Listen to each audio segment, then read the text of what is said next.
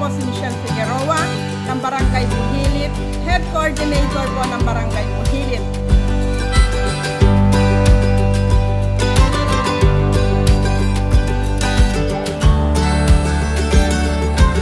Kami po ay nagtatayo ng isang community para magkaroon po ng dagdag kaalaman ang aming kasamahan na member ng Ladies Mayak upang meron po silang extra income, pagpatulong po sa pangkabuhayan at matulungan po namin ang aming mga asawa kahit konting tulong lang po para sa pamilya po namin.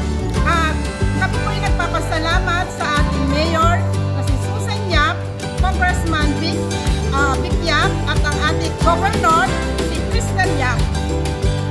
Maraming salamat po sa inyong binigay na tulong at sa binigay po ninyong suporta sa bawat miyembro ng Ladies Mayak. Isa pong malaking pasasalamat at maraming salamat po muli. Ito po ay mula sa Barangay Buhilit, all council po at ng buong coordinator ng Ladies Mayak. Maraming salamat po. We love you, Susan Yap.